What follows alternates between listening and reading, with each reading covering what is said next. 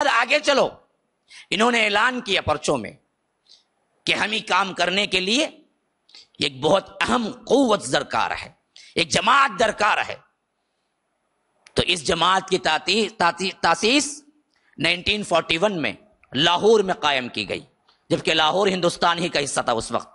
47 میں الگ ہوا ہی پاکستان ہے، لیکن اس وقت انڈیا ہی کا ایک حصہ تھا، لیکن اب لاہور پاکستان میں ہے۔ تو یہاں پر 75 افراد، 75 لوگ جو بڑے بڑے اداروں کے اس وقت کے بڑے لیڈروں کی حیثیت سے مانے جاتے تھے، یہ لوگ شامل ہوئے اور ان سب سے معاہدہ ہوا، بلکہ بیت کی تاسیس یا جماعت کی تاسیس اس بنیاد پہ رکھی گئی کہ ہر آدمی آ کے اثر نو کلمہ توحید پڑھے گا، اشہد ان لا الہ الا اللہ واشہد ان محمد، نئے سرے سے گویا میں مسلمان ہو رہا ہوں اور میں اللہ کے لیے، اللہ کے دین کے لیے اپنا وقت دوں گا۔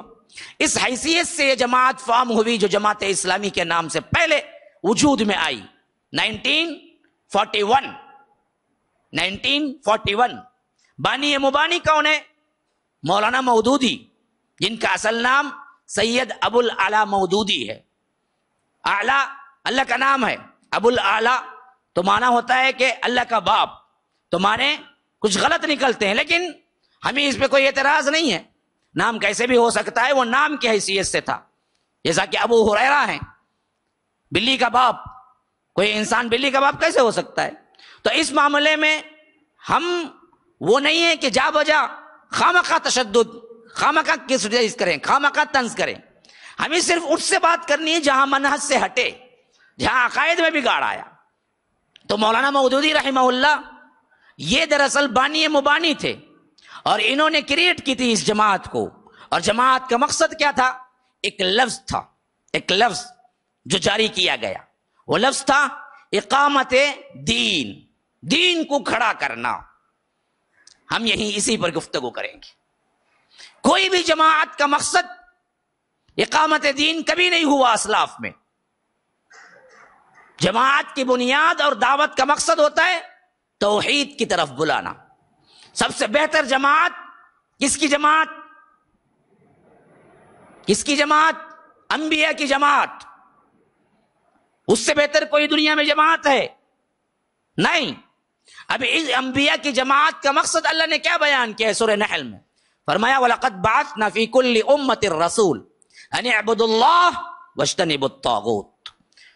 ہم نے ہر امت میں رسول بھیجا، اور ان رسولوں کی دعوت ایک ہی تھی، اللہ ایک کی عبادت کرو، بتوں کی گندگی سے الگ رہو، طاغوت سے بچو۔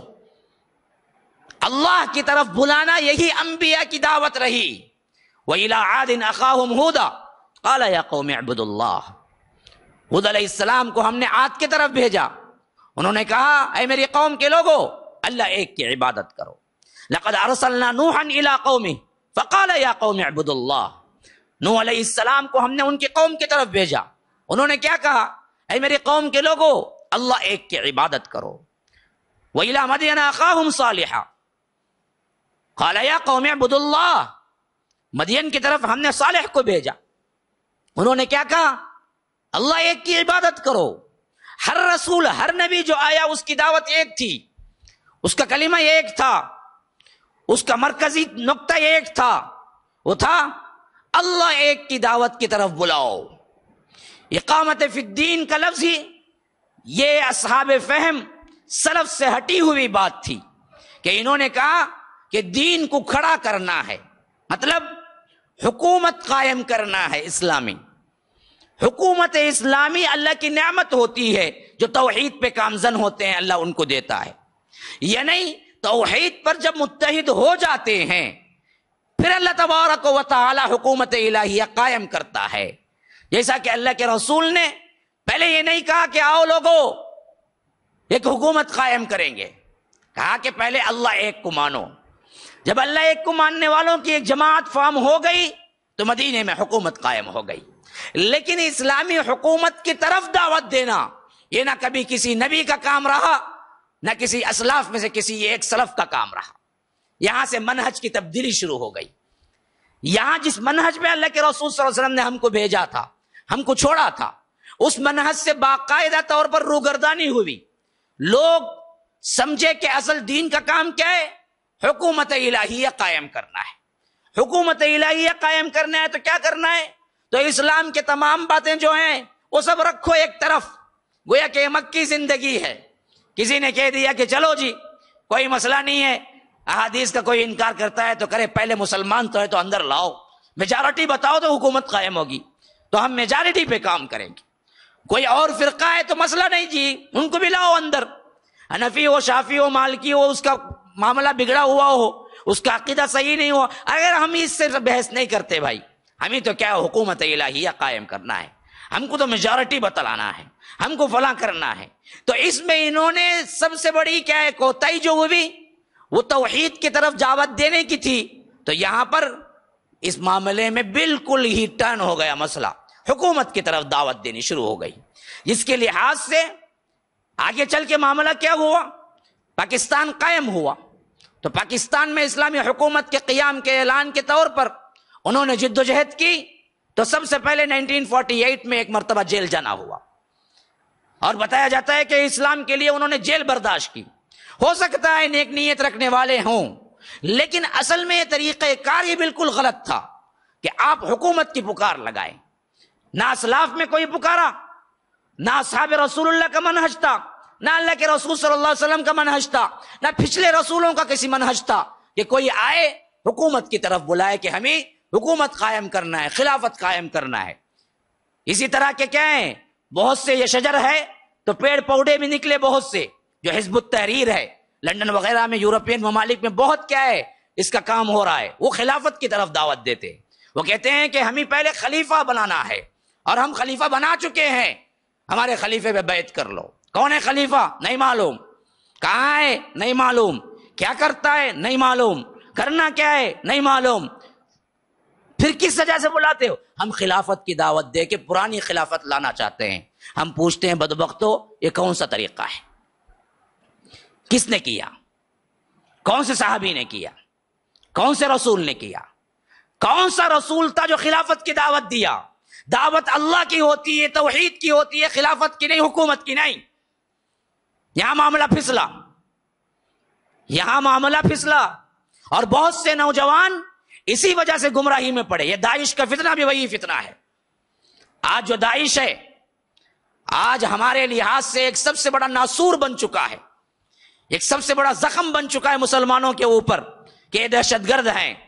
اور اس میں داعش نے جو کام کیا، جس میں نوجوان سپورٹ کیے، یہ گمراہی کی وجہ سے کہ اس نے علل اعلان کہہ دیا کہ اچانک ہم خلیفہ چن چکے ہیں، اگر خلافت کو باقی رکھنا ہے اور تم مسلمان ہو تو آؤ ہمارا ساتھ دو۔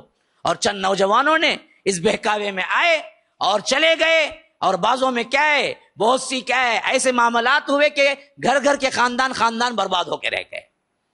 حالانکہ سوچنا یہ چاہیے کس رسول نے خلافت کی دعوت دی، کس رسول نے حکومت کی دعوت دی، کس رسول نے کیا ہے خلافت اسلامیہ کا نعرہ لگایا؟ کوئی رسول نہیں۔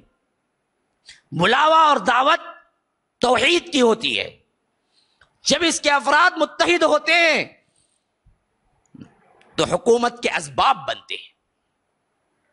بالکل وہی طرز جو نبی کا طرز ہے، نبی کے طرز سے تم ہٹ کے لاکھ کوششیں کر لو، غلطی ہے تو غلطی ہی ہے، وہ نبی کا طریقہ نہیں ہو سکتا۔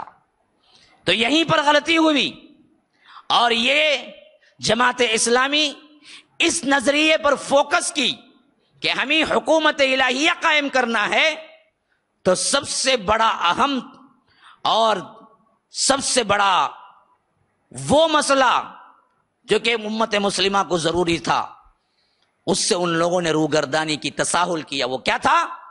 توحید کمزور پڑ گئی، توحید کمزور پڑ گئی۔